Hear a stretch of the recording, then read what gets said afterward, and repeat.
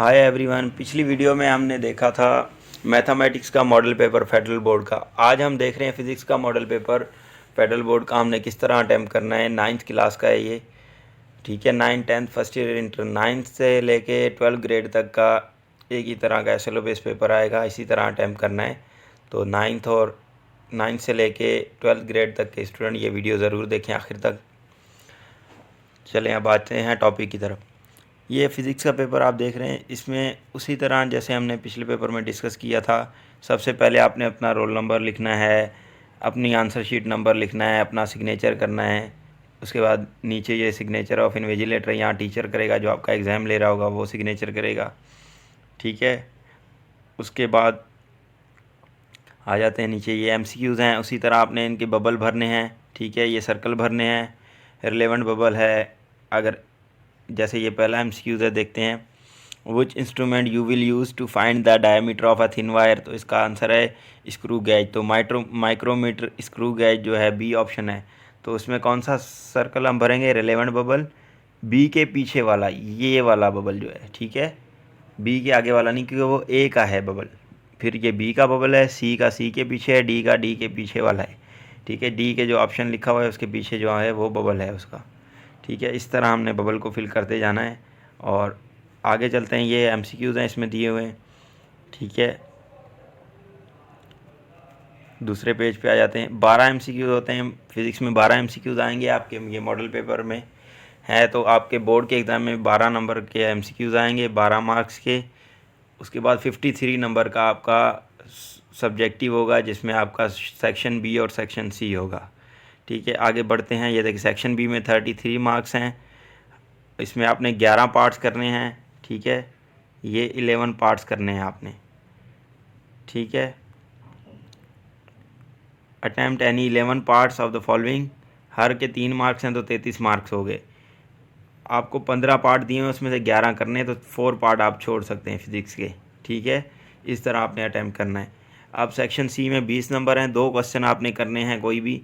हर question के 10 marks हैं और हर क्वेश्चन में तकरीबन 2 पार्ट्स हैं, ठीक है। अगर 2 नहीं है तो एक भी हो तो वो ही करना है आपने। 2 क्वेश्चन कंप्लीट करने, जैसे मैथ में मैंने आपको बताया था, ठीक है।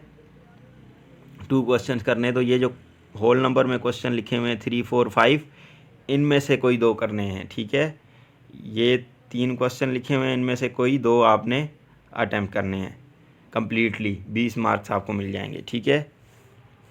उसके बाद उसी तरह से अलाइनमेंट दिखाई हुई है कि पहला सवाल identify and explain the limitation of measuring instrument का एमसीक्यूज़ था। स्क्रू गेज का था, देखें तो वो मेजरिंग इंस्ट्रूमेंट है, उसका एमसीक्यूज़ था।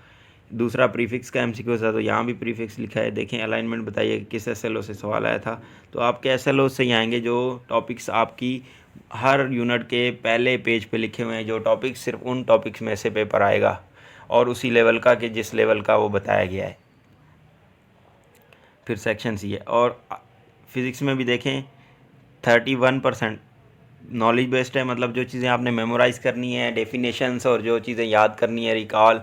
जैसे डेफिनेशनें होती हैं, मोमेंटम की है, फोर्स की है, वेक्टर्स की है, ठीक है। इसी तरह फ्रिक्शन की है। जितनी भी डेफिनेशंस हैं बुक में, उनमें से 30% पेपर आएगा, ठीक है। 30% से 65 नंबर हैं, तो उसका 30% तकरीबन 18 मार्क्स होगा, तो उसमें से आएगा आपका।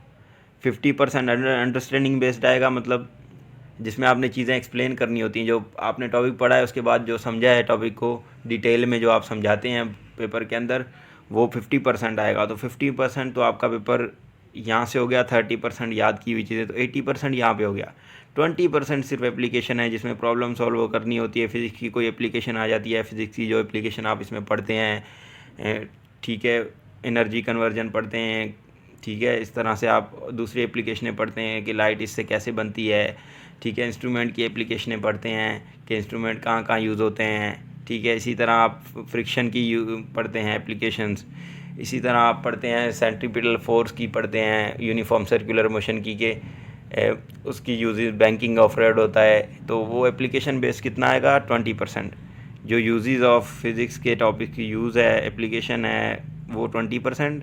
50% अंडरस्टैंडिंग, मना एक्सप्लेन वगैरह करना एग्जांपल्स के साथ किसी भी टॉपिक को, वो आएगा।